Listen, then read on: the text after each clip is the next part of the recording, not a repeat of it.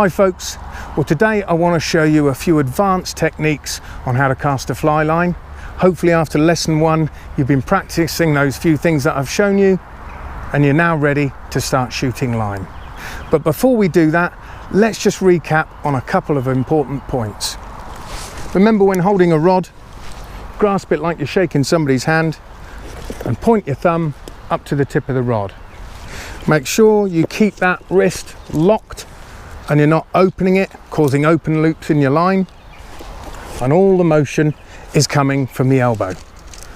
So it's simply that motion there. Now you may remember in lesson 1 we spoke about the angle in which to hold that rod when casting a fly, and I said it didn't matter which angle you had it at. The most important thing you must remember is that that rod tip must move in a straight line. So it doesn't matter whether your rod's up here or down here at 90 degrees, that rod tip must move in a perfectly straight line.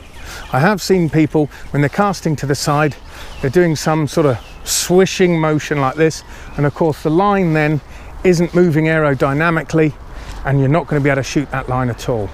So you must make sure, whatever angle you're casting at, that rod tip moves in a perfectly straight line from A to B, A to B, A to B. Got to be a straight line. So let's have a look and see how we shoot line. So first of all then, get a little bit of line out. Some people call this the working line. Have that out on the floor in front of you. Make sure there's no debris that's going to, the line's going to get caught up in. Make sure it's quite nice and clear so that line can easily pick up and fly out to your target. What you want to do then is you want to grasp the line with the opposite hand just between your thumb and your fingertip.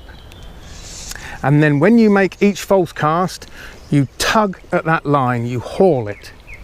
So you only haul it about 6 to 18 inches. You don't need to haul it any more than that, just about 6 to 18 inches. And it looks a bit like this. And what that does is it accelerates that line even faster through the air. So when you're ready to shoot, the line just picks up and shoots out to your target fish. Another thing I need to point out is when you're ready to shoot that line, make sure you change your grasp of this line from between finger and thumb. You change your hand to an O shape. And what that does is it allows that line to shoot out through to the target with very little resistance. So let me show you that again.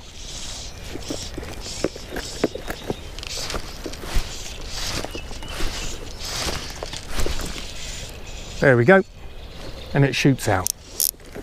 I'll show you it one more time so that you can see that.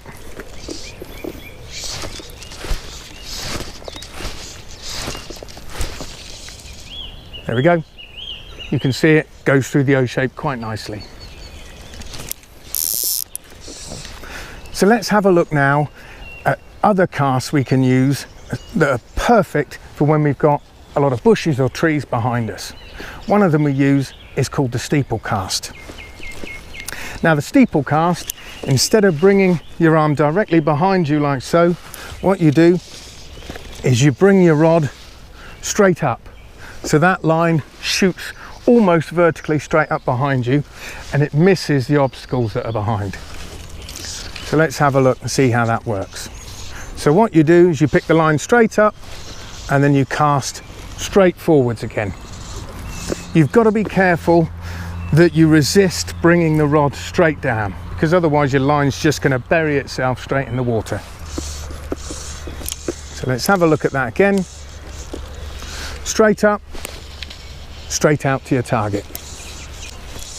Again, especially in the beginning, you're probably not going to be able to shoot the line as far when you do the steeple cast, but it is going to allow you to cast and stay away from those obstacles behind you.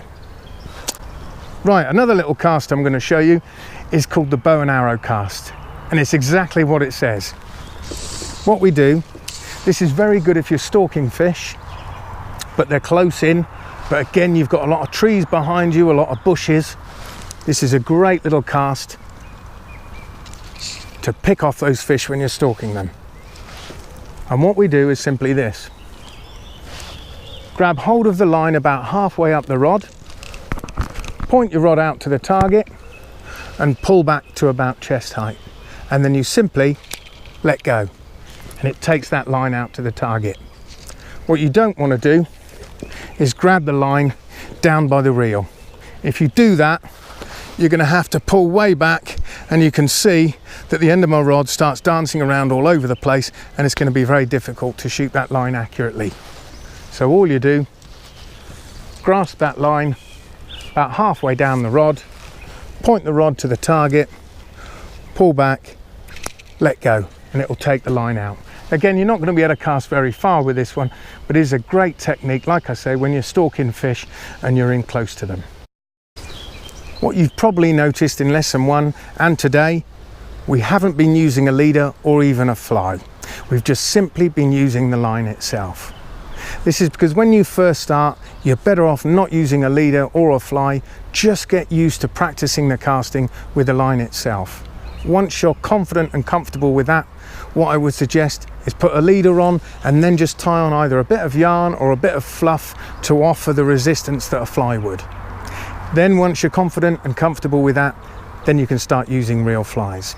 I wouldn't start using reel flies straight away because obviously it is dangerous having a hook whizzing past your head, and you certainly don't want one in the eye. Of course, once you do start using flies, this is when you need a good pair of these.